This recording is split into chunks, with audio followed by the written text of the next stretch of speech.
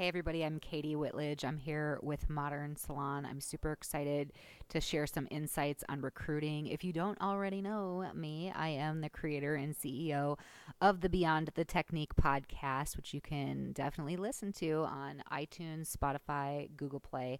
I'm also the creator and CEO of Meet Your Stylist marketing tool. So oftentimes I'm asked by salon owners, like, what's the secret sauce to successful recruiting, but more importantly, that retention piece. And here's what I would say, and we don't have time where I could share everything, but in our time, I'm going to do my best to share as much as possible. But here's what I'd like to say. Start with the who. It's kind of like creating your avatar for the perfect client for your salon. Can you create that perfect avatar for the ideal human that needs to join your tribe? So instead of looking at the skill set of the person, look at who and what kind of character, what kind of values are those in line with mine.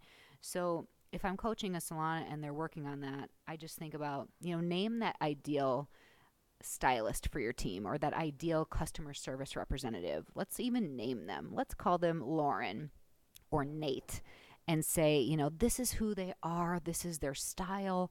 And now you have kind of a clear image in your mind of who it is exactly is the right fit for your salon. Once you know the who, you can start with the how, the what, every other detail. And the next step I would tell you to take is think about recruiting with the same vigor as you would when growing your clientele. I mean, the goal of growing your clientele for your salon is to get clients and keep them, right? Well, we're trying to get team members and keep them.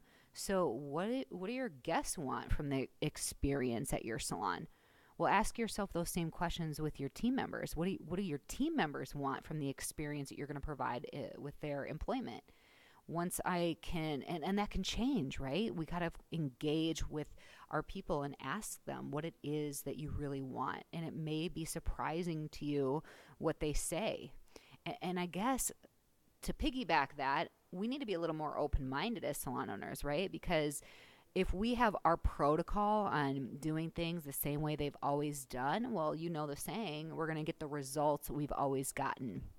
And so if we want greater results in recruiting, we want more, bigger, then we need to adjust our own kind of mindset. Maybe it's flexibility. Well, let's change it up. Some of your stylists won't want the flexibility. Maybe they want more hours. It could surprise you. But what if we got into the mindset of personalizing when we recruit the right people, their experience at our salon and their growth, as if it were a guest. If the guest in your chair loves when you do a hand massage and you go above and beyond and clean their ring, you've made something personalized for them. You may have a stylist join your team and they're on the fast and furious path of growth. Let's maybe do something custom for them to help them get where they want. But then you have another stylist on your team that's cool with just chilling. I want the steady Eddie path. So they start out as a protege or maybe an assistant. But if you're willing to modify the experience for your new hires, you're going to create a more engaging and exciting place to be a part of, because then they feel like, man, you really do care about my dreams and like how this career fits into my overall thought of what my life is going to be like. Okay, so there's a lot of things that we just share, but now how do we get in front of them? We talked about you looking at recruiting like you're looking at building a clientele. So are you marketing on a constant basis like you do with trying to find your guests? Are you constantly putting things on social media about your culture and that you're hiring?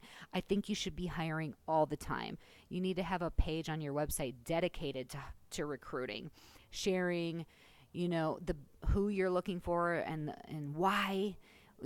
They should be a part of your team, what's in it for them, the benefits, and not just benefits like health insurance and a 401k, which I think both need to happen in this day and age, but also the benefits of the culture of education, maybe the flexibility that you provide, the customization for each individual. Okay, so constantly be recruiting, be intentional with your website. And then finally, you got to be building relationships. Guerrilla marketing is kind of a lost art in marketing. That means you get out on foot and meet people for real, face to face. You have to be a part of building relationships with schools. I'm beyond the technique, right? So what I talk about are business and marketing strategies that go beyond your technical time behind the chair. So when I'm visiting schools, I may not be doing a haircutting demo in front of the students, but what I may be doing is teaching them the three key things they need to do if they want to get hired at the best salons. So there's always something valuable that you can share, and I would recommend at all of the schools that are near your salon that you make a commitment to visiting them at least twice a year. Plus, you show up to every single career fair that they have so that you're constantly excited and looking to grow your team. So, part of it is just that commitment and knowing the who, being willing to adjust your own expectations. And I think that if you do a few things really well all the time, you will become so in demand that you'll have a plethora of applicants to choose from. And then you don't feel like you're reacting in the midst of a loss, but you're constantly proactive, constantly hiring. And then you'll really find the right people for your salon. I would go into the hiring process and how to simplify that so it doesn't cost you a ton of time and resources.